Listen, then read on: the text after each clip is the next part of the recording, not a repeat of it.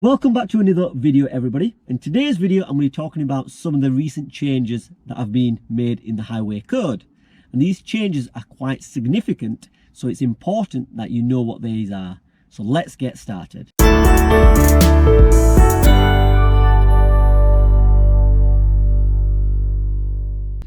So yes, there's been some new changes in the highway code recently, and these changes are quite significant, so it's important that you familiarize yourself with these changes.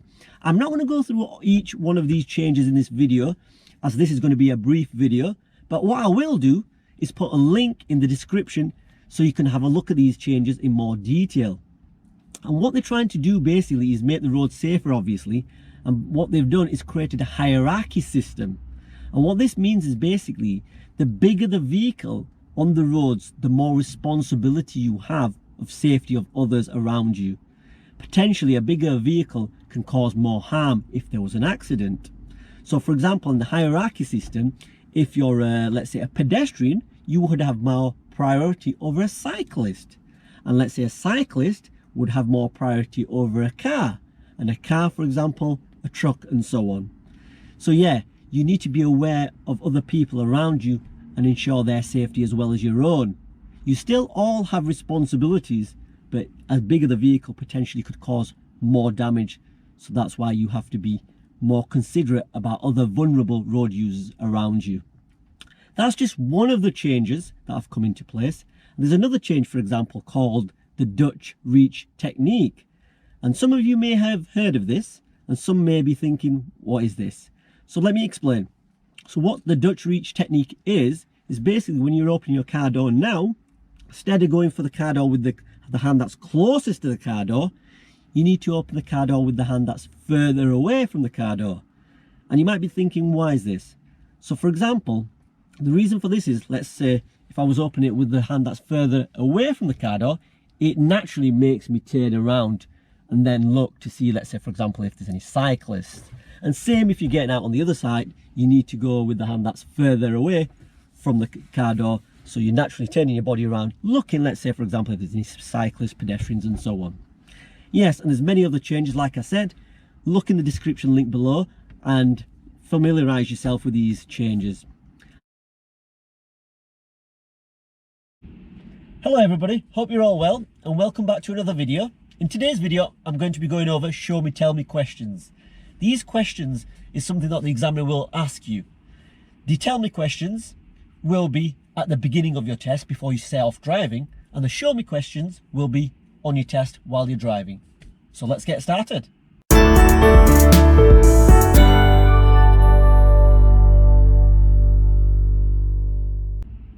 Here's question 1.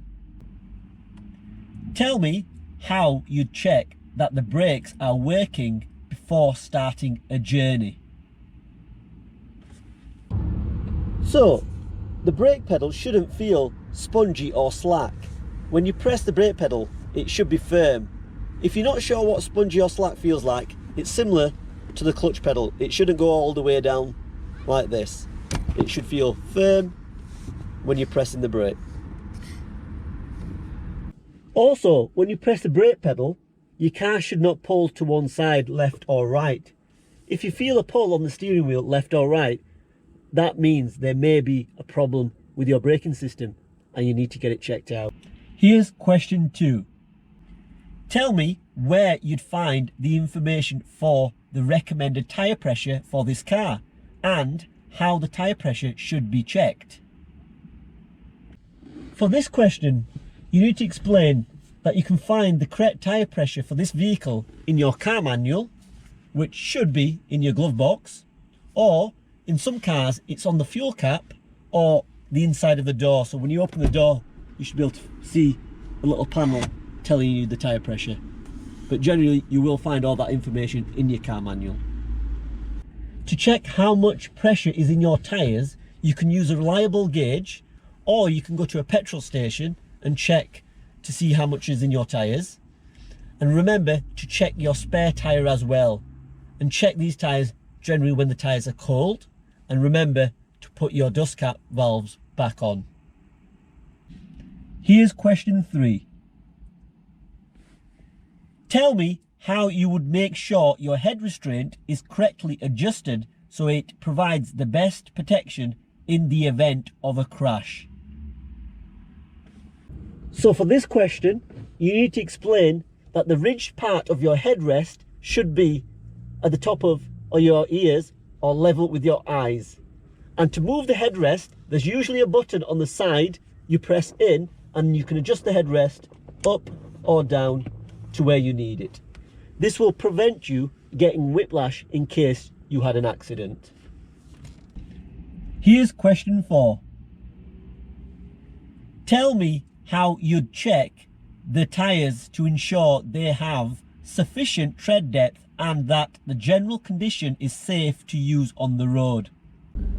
So for this question, you need to explain that your tread depth should be at least 1.6 millimeters. And the tread depth should be in the centre 3/4 of the breadth of the tyre, and that's all the way around the circumference of the tyre. Also, there should be no cuts or bulges in your tyres. So if there's a cut on the wall of your tyre, or if there's a little bit of a bulge on the tyre, that means you need to get your tyres changed immediately.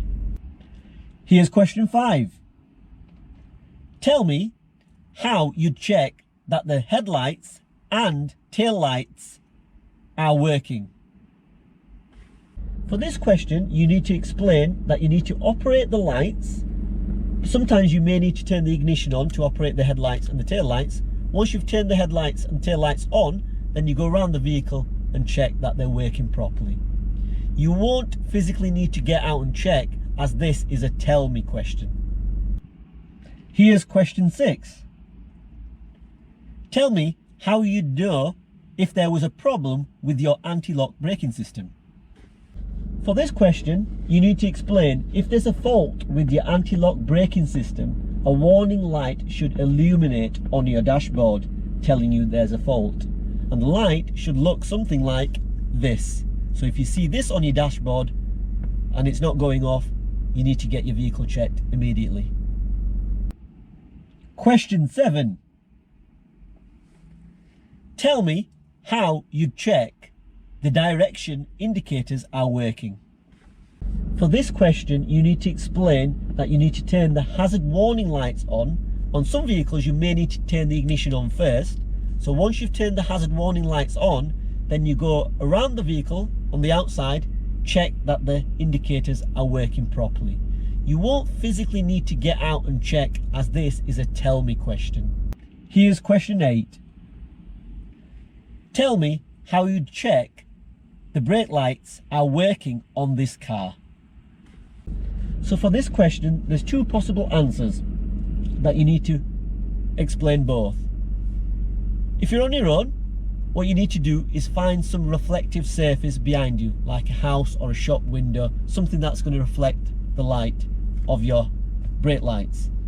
Then what you need to do, once you get that reflective surface behind you, press your foot on the brake and you should be able to see the reflection behind to see if your brake lights are working properly. Or if you've got somebody with you, they can stand behind the car when you press the foot on the brake and they should be able to tell if your brake lights are working properly. Here's question 9. Tell me how you'd check the power assisted steering is working before starting a journey. So for this question, you need to explain that the steering wheel should become a lot lighter to turn once you turn the engine on, like this. If the steering wheel is still stiff, that means there may be a problem with your power assisted steering. Here's question 10. Tell me how you'd switch on the rear fog lights and explain when you'd use them. So for this question, you need to explain, first you will probably need to turn on the ignition. Once you've turned the ignition on, turn on your dipped headlights and then find the button for your rear fog lights. And once you've turned your rear fog lights on, then there should be a warning sign on your dashboard telling you that your rear fog lights are on. And the rear fog lights should look something like this. And you should only use the rear fog lights when the visibility is less than 100 meters. Here's question 11. Tell me how you switch your headlight from dipped to main beam and explain how you'd know the main beam is on. For this question, you need to explain first, turn the ignition on and then turn on your dipped headlights.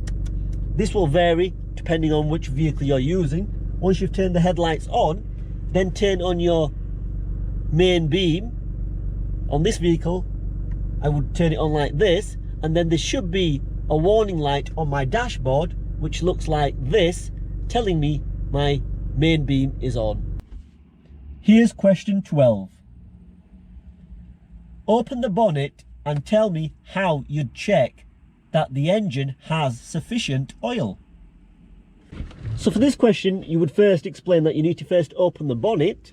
Once you've opened the bonnet, you need to identify where the dipstick is. Once you find the dipstick, you need to pull the dipstick out, wipe it, put it back in, and then pull it back out, and it should be between the markers, maximum and minimum. Make sure when you check the oil, the engine is cool and the car is on a flat, level surface. Here's question 13. Open the bonnet and tell me how you check the engine has sufficient engine coolant. So for this question, you need to explain, first of all, you need to open the bonnet. Once you've opened the bonnet, identify where the coolant reservoir is. And then once you've identified there, you need to find out where the maximum minimum markers are, and it should be enough coolant in between them two levels. If there isn't enough coolant, then you need to top it up. And here's question 14. Open the bonnet and tell me how you check that you have a safe level of hydraulic brake fluid. First of all, you need to explain, again, you need to open the bonnet. Once you've opened the bonnet, you need to identify where the brake fluid is. And it should look something like this. Then you should see the maximum minimum markers on the brake fluid, and it should be topped up to the required amount. So that's the first part of the video, which are tell me questions. Now the next part of the video will be show me questions. So let's get started. When it's safe to do so, can you show me how you clear the rear windscreen? So on this particular car, I push this stick away from me and that clears the rear windscreen.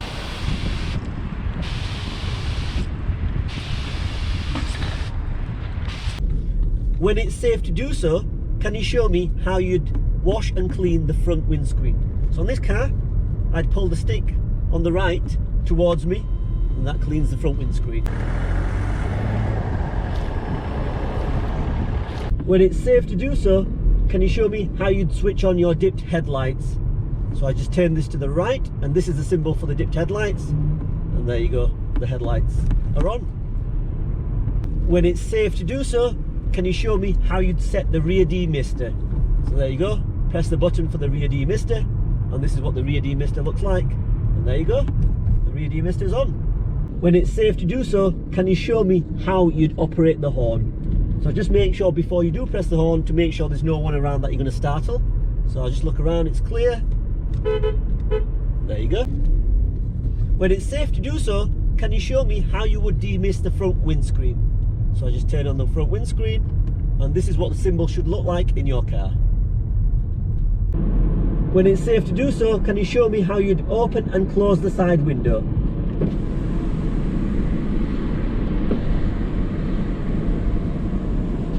There you go. Well, thank you for watching. That's the end of this video. I hope you found it helpful. If you haven't already subscribed, please do so and give it a thumbs up. That will really help. And you take care, and I'll see you in the next video. Thank you very much.